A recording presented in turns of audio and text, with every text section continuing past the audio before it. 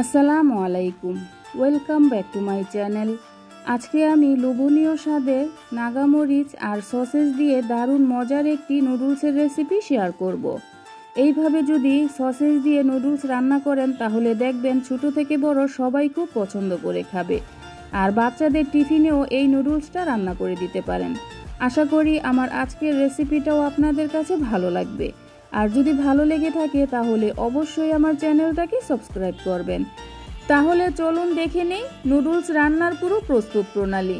প্রথমে আমি নুডলস সেদ্ধ করে নেব। এর জন্য একটা হাঁড়িতে একটু বেশি পরিমাণে পানি বলক তুলে নিয়েছি। তারপর দিয়ে দিচ্ছি নুডলস। আমি এখানে 2 প্যাকেট ম্যাগি নুডলস নিয়েছি। এবারে 2 থেকে আড়াই মিনিটের মতো আমি নুডলসগুলো সেদ্ধ করে নেব। আর ম্যাগি নুডলস কিন্তু বেশিক্ষণ সময় নিয়ে সেদ্ধ করা যাবে না, কারণ এই নুডলস সেদ্ধ হতে বেশি সময় লাগে না, 2 থেকে আড়াই মিনিটের মধ্যেই সেদ্ধ হয়ে যায়। নুডলস যদি বেশি সেদ্ধ হয়ে যায় তাহলে কিন্তু দলা পেকে যাবে, আর খেতে কিন্তু তখন অত একটা ভালো লাগবে না। আমি প্রায় আড়াই মিনিটের মতো সেদ্ধ করে নিয়েছি। আমার নুডলসগুলো কিন্তু সেদ্ধ হয়ে গিয়েছে। এবার আমি চুলা থেকে নামিয়ে নেব। চুলা থেকে নামিয়ে একটা ঝুড়িতে ঝরা দিয়ে নেব। তারপর ঠান্ডা পানি দিয়ে একটু ধুয়ে নেব, যাতে নুডলসগুলো ওভারকুক হয়ে না যায়। ঠান্ডা পানি দিয়ে ধুয়ে নেওয়ার পর এবার একটা সাইডে রেখে দেব। নুডলস রান্না করার জন্য চুলায় একটা প্যান গরম করে তার মধ্যে দিয়ে দিচ্ছি 2 টেবিল চামচ রান্নার তেল। আমি এই তেলেই নুডলসটা রান্না করে নেব। প্রথমে আমি সসেসগুলো ভেজে নেব। আমি এখানে 2টা সসেস নিয়েছি, আর সসেসগুলো আমি একটু বাঁকা স্লাইস করে কেটে নিয়েছি। দেখুন কিভাবে কেটে নিয়েছি। আপনারা আপনাদের পছন্দ মতো শেপ দিয়ে কেটে নিতে পারেন। এবারে সসেসগুলো আমি 2 থেকে 3 মিনিটের মতো মিডিয়াম আঁচে ভেজে নেব। আর এই সসেসগুলো আপনারা যে কোনো সুপার শপে গেলে পেয়ে যাবেন।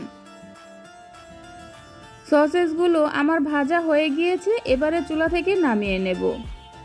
আমি সবগুলো একটা বাটির মধ্যে নিয়ে নিয়েছি। এবার একটা সাইডে রেখে দেব।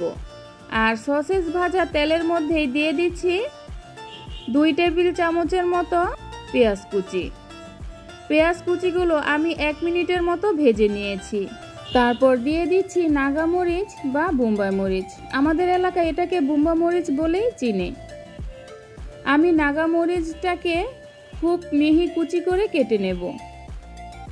অর্ধেকটা দিয়েছি, আর বাকিটুকু আমি শেষের দিকে দিয়ে নেব। নাগা মরিচ দিয়ে আমি আরও কিছুক্ষণ ভেজে নিয়েছি। তারপর দিয়ে দিচ্ছি 1/4 কাপ গাজর কুচি, আর 1/4 কাপ দিয়ে দিচ্ছি মটরশুঁটি। কারণ এগুলো সেদ্ধ হতে একটু সময় লাগে, এজন্য প্রথমে আমি মটরশুঁটি আর গাজর তেলের সাথে 2 মিনিটের মতো ভেজে নেব। আমি 2 মিনিটের মতো ভেজে নিয়েছি। তারপর দিয়ে দিচ্ছি গ্রিন কালারের ক্যাপসিকাম আর টমেটো। আমি এখানে ক্যাপসিকাম আর টমেটো 1/4 কাপ করে নিয়েছি। লবণ দিয়ে দিচ্ছি টেস্ট অনুযায়ী, লবণটা বুঝে দেবেন। তারপর সব কিছু আমি নেড়েচেড়ে মিক্সড করে নেব। আমি সব কিছু একসাথে মিক্সড করে 1 মিনিটের মতো জাল করে নিয়েছি। তারপর দিয়ে দিচ্ছি 1 টেবিল চামচ সয়া সস, আর 1 টেবিল চামচ দিয়ে দিচ্ছি টমেটো সস। সয়া সস আর টমেটো সস আমি সবজির সাথে মিক্সড করে নেব। তারপর দিয়ে দেব নুডলসের মশলা। আমি এখন 1 প্যাকেট দেব, আর শেষের দিকে আরও 1 প্যাকেট দেব। শেষের দিকে নুডলসের মশলাটা দিলে খুব সুন্দর একটা ফ্লেভার আসবে। আমি নুডলসের মশলা খুব ভালো করে নেড়ে চেড়ে মিশিয়ে নিয়েছি। এবারে সবজিগুলো আমি একটা সাইড করে নেব। তারপর দিয়ে দেব 1 টেবিল চামচের মতো রান্নার তেল, কারণ আমি এই প্যানের মধ্যেই একটা ডিম ভেজে নেব। তারপর দিয়ে দিচ্ছি ডিম। এখন আমি ডিম ঝুরি করে ভেজে নেব। আপনারা ইচ্ছে করলে এই ডিমের ঝুরিটা প্রথমেও ভেজে নিতে পারেন, তবে আমার কাছে এইভাবেই সহজ মনে হয়, এজন্য আপনাদেরকেও দেখিয়ে দিলাম। চুলার আঁচটা মাঝারিতে রেখে আমি ডিম ভেজে নিয়েছি, আর ডিমটাকে এইভাবে নেড়ে চেড়ে ভেঙে দিতে হবে। আমার ডিমের ঝুড়িটা কিন্তু ভাজা হয়ে গিয়েছে। এবারে সবজির সাথে মিক্সড করে নেব। মিক্সড করে নেওয়ার পর তারপর সেদ্ধ করে রাখা নুডলসগুলো দিয়ে দেব। নুডলস দিয়ে খুব ভালো করে নেড়ে চেড়ে মিক্সড করে নেব। আপনারা যদি এইভাবে করে নাগা মরিচ দিয়ে এই নুডলসটা রান্না করেন তাহলে দেখবেন খেতে কিন্তু অসম্ভব মজার হবে।